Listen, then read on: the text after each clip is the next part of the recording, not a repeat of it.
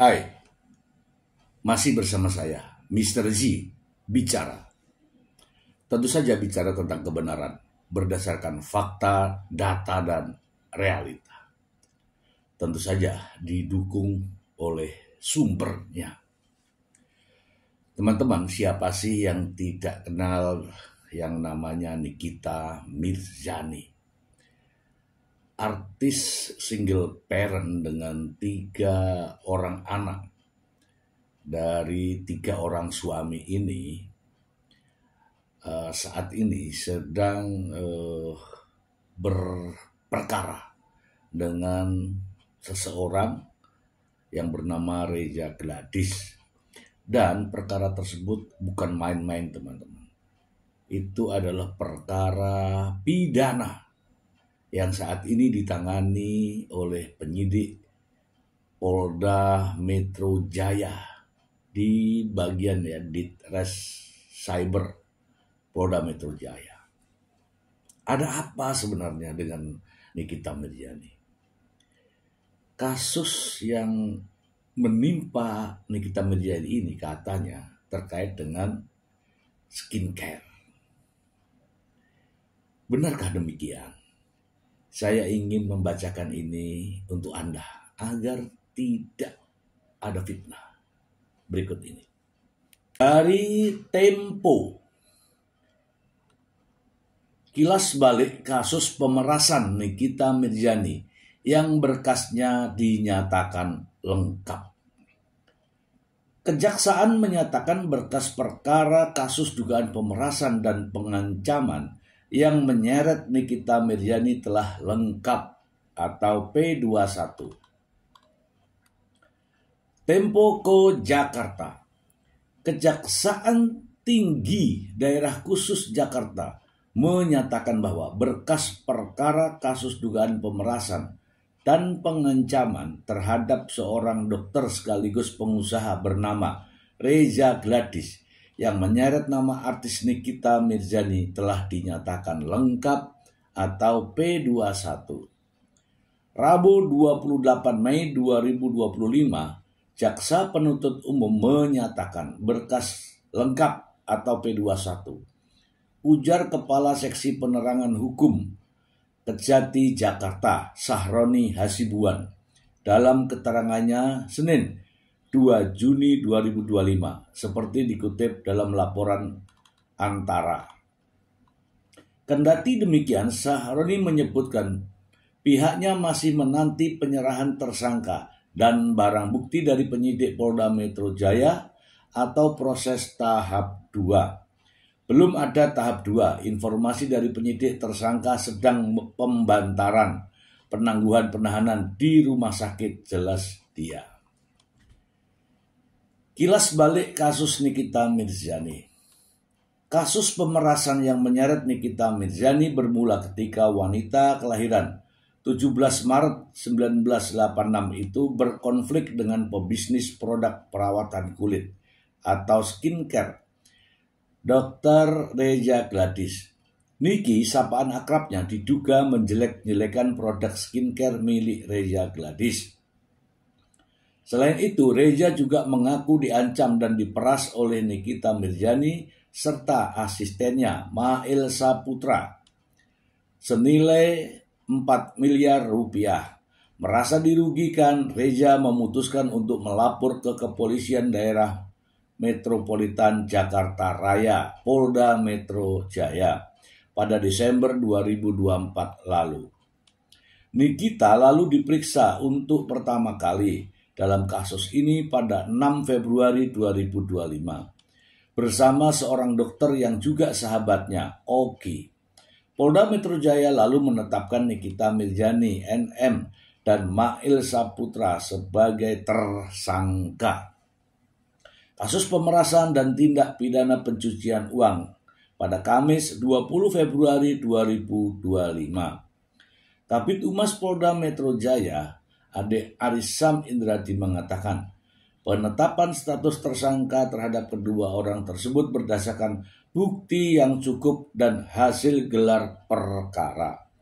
Ditetapkan 2 tersangka dalam proses penyidikan tersebut. Yang pertama, Nikita Mirzani dan yang kedua IM.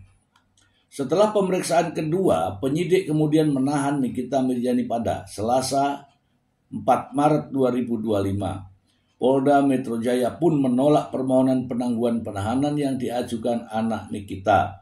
Penyidik dari Ditcyber Polda Metro Jaya telah menahan atau melakukan penahanan terhadap kedua tersangka.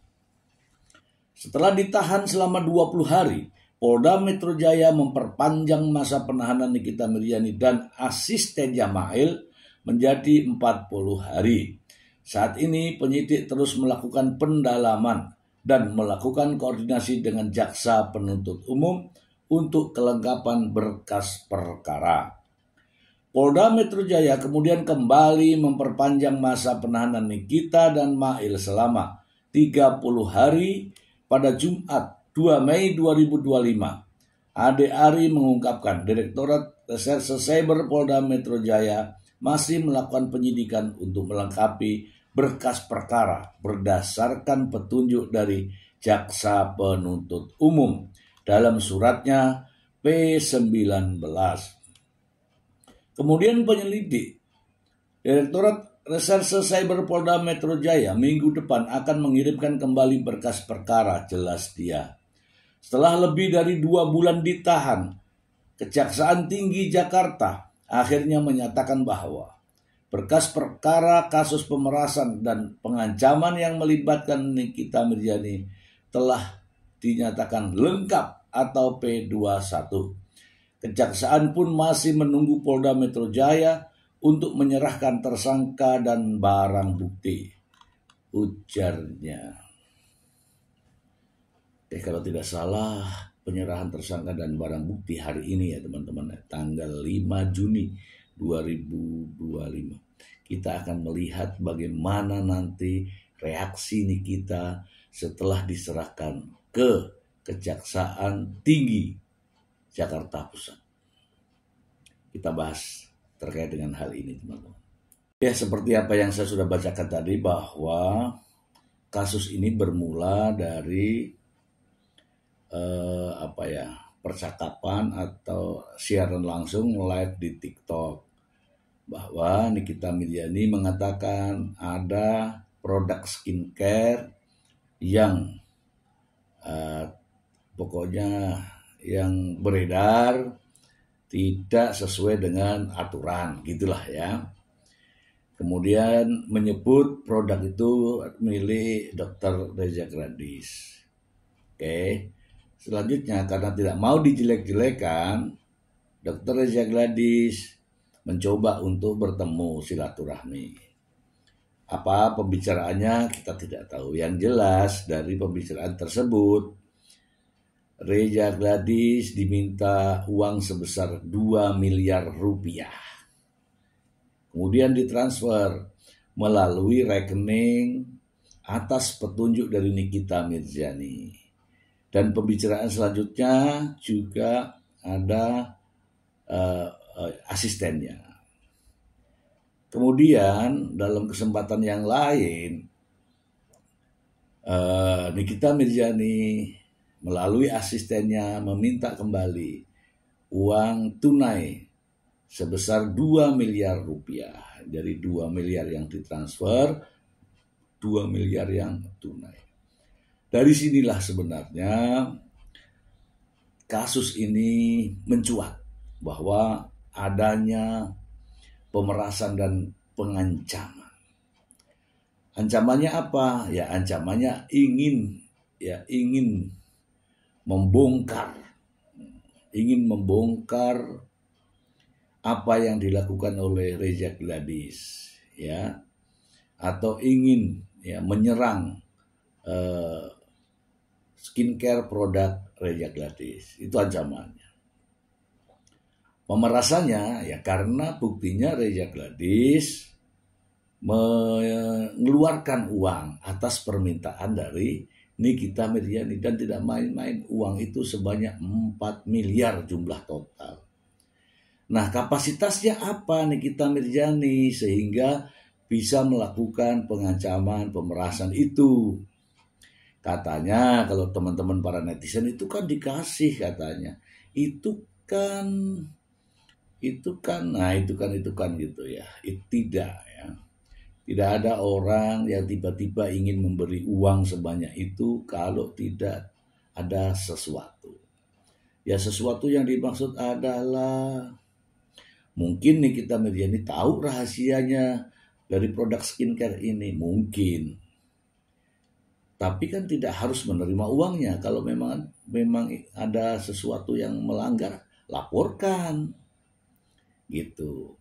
Kemudian atas nama siapa Nikita Mirzani sampai mengeluarkan statement bahwa ada ini, apakah Nikita Mirzani sebagai seorang pejabat negara yang terkait dengan skincare, ataukah Nikita Mirzani seseorang lembaga, katakanlah yang memiliki kapasitas sebagai orang yang menegur pengusaha skincare. Nah, dari sinilah itu masalah muncul ya teman-teman. Jadi tahu ya kan, jadi tahu bahwa Nikita Mirzani juga mendapatkan uang dari hal-hal semacam ini. Ya, kalau dari bahasa selanjutnya setelah itu katanya atas nama rakyat, atas nama masyarakat.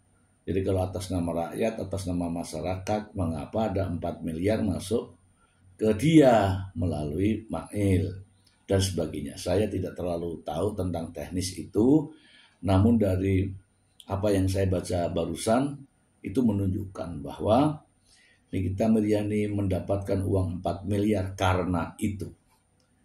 Ya, mudah sekali ya mendapatkan uang. Kemudian teman-teman, ya ada upaya seolah-olah kasus ini adalah kasus perdata yang disampaikan oleh sang pengacara yang mengatakan bahwa ini ada sesuatu ya dipaksakan, kasus perdata dipaksakan menjadi kasus pidana. Itu kata pengacara. Mari kita dengarkan ya pernyataan sang pengacara yang beredar di berbagai media berikut ini. Patut diduga sebuah perkara keperdataan yang patut diduga dipaksa menjadi perkara pidana seperti itu. Dari gugatan Wan Prastasi ini nanti saya akan menguji persoalan ini bahwa disinilah sebetulnya ini adalah persoalan keperdataan yang dipaksa menjadi perkara pidana seperti itu. Jadi patut diduga ini adalah sebuah perkara perdata yang dipaksa. Saya ulangi, patut diduga sebuah perkara keperdataan yang patut diduga dipaksa menjadi perkara pidana seperti itu. Itu teman-teman, ada juga upaya hukum yang dilakukan oleh pengacara Nikita Mirzani, Fahmi Bahmid, untuk membawa kasus ini ke ranah perdata yang katanya menggugat ya 100 miliar. Jadi kalau sudah mendapatkan 4 miliar, menggugat lagi 100 miliar ya, kalau dihitung-hitung secara angka-angka ini wah menang besar ini. Jadi 104 miliar. Supaya tidak menjadi fitnah, kita bacakan lagi teman-teman berikut ini. Dari kapanlagi.com, digugat Nikita Mirzani terkait Wan Prestasi, pihak Reza Gladys yakin lebih dari 100% punya bukti kuat. Lebih dari 100%. Oke, kita lanjut ya. Sidang perdana kasus dugaan Wan Prestasi yang diajukan oleh Nikita Mirzani dan Mail Saputra terhadap Dr. Reza Gladys resmi ditunda. Pengadilan Negeri Jakarta Selatan menunda persidangan karena tidak semua pihak yang digugat hadir di ruang sidang. Ini ada ini ya. Ini jelas beritanya ada ya beredar ya terkait dengan gugatan ini. Ya semestinya ini juga salah satu upaya ya. Salah satu upaya untuk mengganjal kasus pidana yang sementara menahan Nikita Mirzani. Penundaan sidang ini membuat proses hukum harus kembali menunggu sampai agenda berikutnya. Fahmi mengungkapkan bahwa sidang lanjutan akan kembali digelar pada pertengahan bulan depan. Sidang berikutnya digelar 11 Juni 2025 katanya. Kemudian saya berharap dihadirkan karena berdasarkan peraturan Mahkamah Agung tentang mediasi. Ini berkaitan dengan mediasi. Di dalam mediasi para pihak wajib dihadirkan, jelasnya. Ini di sidang Wan Prestasi itu maksudnya perdata.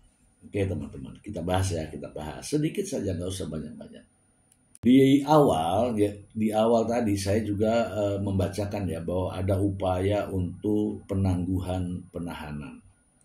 Upaya untuk permohonan penangguhan penahanan yang dilakukan oleh Putri Nikita Mirzani namun ditolak. Teman-teman, ada dua hal. Dari awal saya sudah sampaikan terkait dengan masalah ini. Ini ada menyebutkan kalimat Wan Prestasi yang dilakukan oleh Nikita Mirzani terhadap Reza Gladys dengan tuntutan 100 miliar rupiah. Agar apa? Ya agar seolah-olah perkara ini adalah perkara perdata. Itu ya. Semestinya ini teman-teman ya. Pengacara dari Nikita Mirzani mengajukan pra peradilan pada saat awal. Untuk, kan sekarang baru mengajukan Wan Prestasi, untuk memberikan argumen atas proses penyidikan kasus pemerasan ya dan pengancaman oleh Nikita Mirzani terhadap Reza Gladys. Benarkah kasus ini pidana atau bukan? Atau sah atau tidaknya penahanan, sah atau tidaknya proses penyidikan, sehingga tidak perlu ada Wan Prestasi ketika ada seseorang yang telah dilakukan penahanan. Seyogyanya kuasa hukum harus melakukan terkait dengan pra peradilan. Kalaulah hakim nantinya mengatakan bahwa ini bukan perkara pidana, baru dituntut. Tapi bagaimana bisa, ini juga logika ya, pakai logika ya. Ini Nikita Mirzani dilakukan penahanan atas kasus pidana. Kemudian Nikita Mirzani juga mengajukan gugatan atas kasus perdata. Kalau sudah dinyatakan kasus ini adalah pidana, maka untuk menghadang dari kasus ini satu-satunya cara dengan pra peradilan, yaitu untuk menguji sah atau tidaknya proses penyidikan, sah atau tidaknya proses penahanan, sah atau tidaknya, dan seterusnya. Nah dari sini kalau dinyatakan tidak sah atau ini perkara perdata, maka secara otomatis Nikita Mirzani dikeluarkan atau bebas demi hukum karena bukan perkara pidana. Nah setelah perjalanan panjang, ditahan dan diperpanjang, tiba-tiba ada isu mengajukan Wan Prestasi. Ini perkaranya pidana. Dia mengajukan Wan Prestasi. Nah, masalahnya di situ. Jelas, untuk perkara pidana yang sedang berjalan, perkara perdatanya mungkin tidak dilanjutkan, tidak dilangsungkan. Karena apa? Perkara pidana ini masih berjalan. Untuk menahan lajunya kasus pidana ini, ya seharusnya pra peradilan untuk menguji keabsahan atas proses penyidikan yang dilakukan oleh pihak kepolisian. Itu ya. Nah, dari ucapan yang beredar, Fahmi Bahmid justru seolah-olah ya menggiring opini publik bahwa kasus ini adalah kasus perdata yang dipaksakan menjadi pidana. Justru saya melihat dengan upaya Wan Prestasi terbalik jadinya. Seorang pengacara ini justru terlihat memaksakan kasus pidana ini untuk menjadi ke ranah perdata. Terlihat kan? Itu jadi yang dituju siapa? Polisi Polda Metro Jaya. Mungkin ya dari kata-katanya Fahmi Bahmid diduga, patut diduga itu untuk menutupi, kan diduga kan gitu. Tetapi pada dasarnya mencoba untuk menggiring opini bahwa ada kasus perdata nih, tetapi dipaksakan menjadi pidana gitu.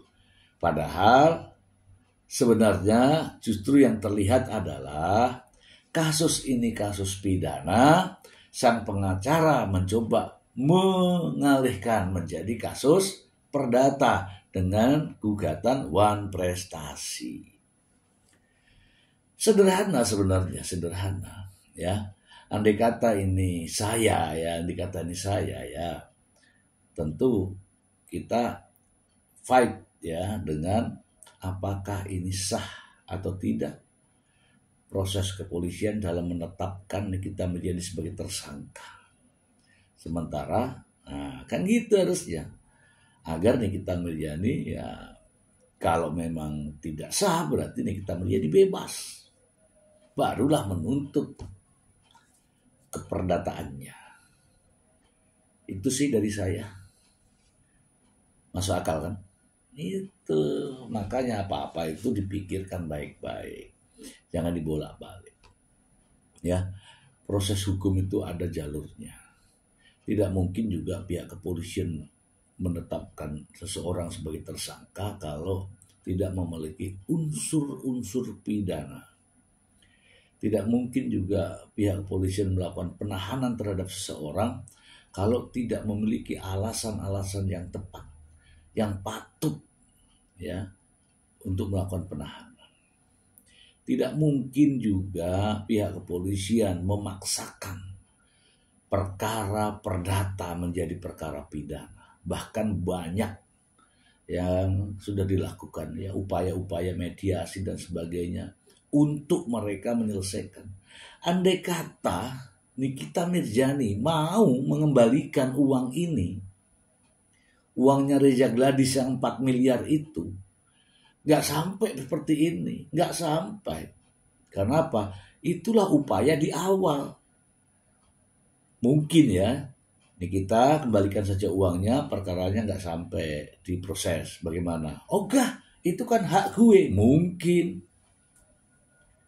Nah, hak dari mana? Akhirnya lah timbullah. Itu bukan hak, itu karena begini, karena ancaman, karena pemerasan dan sebagainya. Itulah sehingga perkara bergulir teman-teman ya. Jadi perkara ini murni pidana. Namun sang pengacara ingin supaya pidananya ini dibawa ke perdata. Bukan sebaliknya. Perkara ini perkara perdata, kemudian dipaksakan menjadi perkara pidana. Itu saja dari saya. Semoga kita semua sehat pikir dan peduli hukum. Informasi ini semoga bermanfaat untuk teman-teman semua. Terima kasih. Bye.